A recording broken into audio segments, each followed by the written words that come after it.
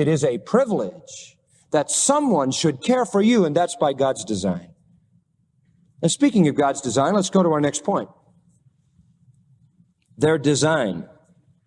Their design.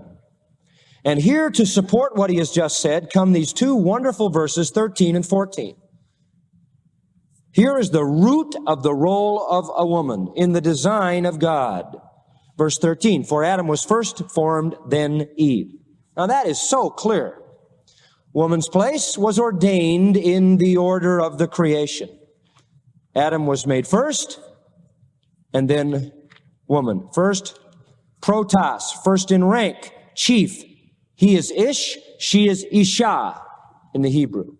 This is not a cultural issue, friends.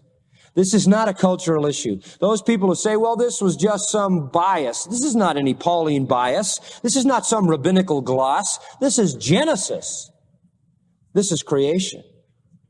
It isn't temporary and it isn't cultural. Adam was first formed, then Eve.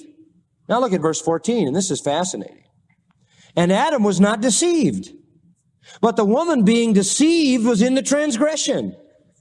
We talk about the fall of Adam, and rightly so, because in Romans chapter 5, that is the way Paul refers to it, as in Adam all died, so forth. We talk about the fall of Adam because Adam, his name represents generic man, if you will. His name represents the race. He is the head of the race, and he did fall. But we have to keep in mind that he didn't fall first. First, the woman fell.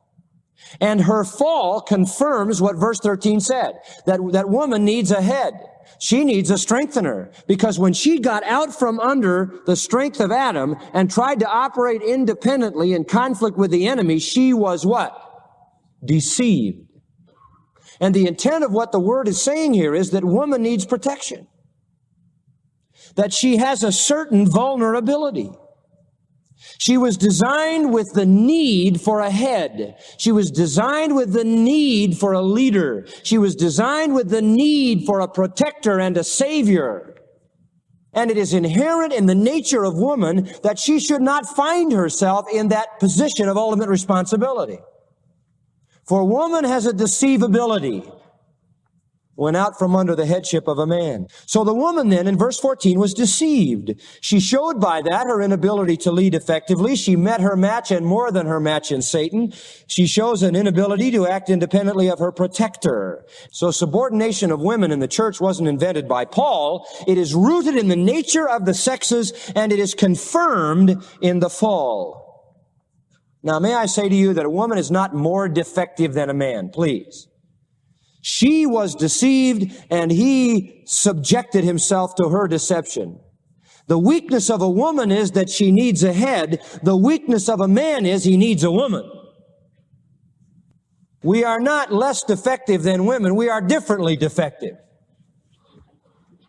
We're defective in different ways. We're temptable and vulnerable in different ways. So, that's the reason that we affirm the leadership of men. It is in the creation and the fall.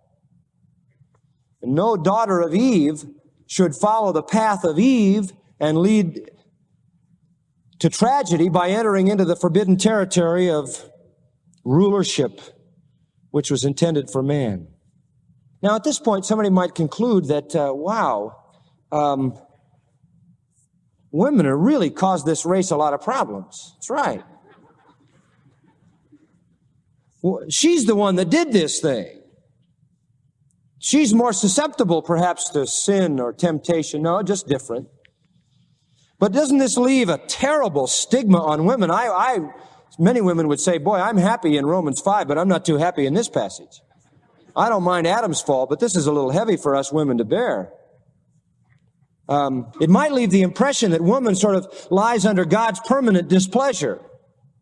So to avoid that, we come to the final point, their contribution in verse 15. And this is just marvelous. I don't know why people get so mixed up about this verse. Their contribution, wonderful, instructive verse. Nevertheless, or notwithstanding, or in spite of all that, she shall be saved in childbearing, if they continue in faith and love and holiness with sobriety or self-control. Now look at this verse. What a fascinating thing.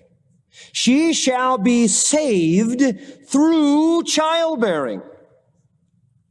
Now, this is in contrast to another phrase. Look at verse 14. Adam wasn't deceived, but the woman being deceived was in the transgression. Parabasis, she stepped over the boundary. She stepped over the line. So she's in the transgression. Women are in sin. The stigma of the fall is on woman.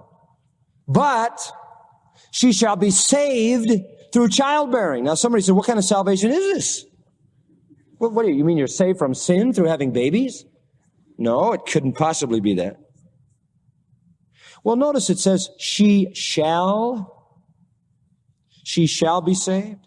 Future tense shows that it couldn't refer to Eve. Some would like to think it refers to Eve and the bearing of her children, but it doesn't. She shall be saved. Furthermore, if they continue in faith means it's more than one woman.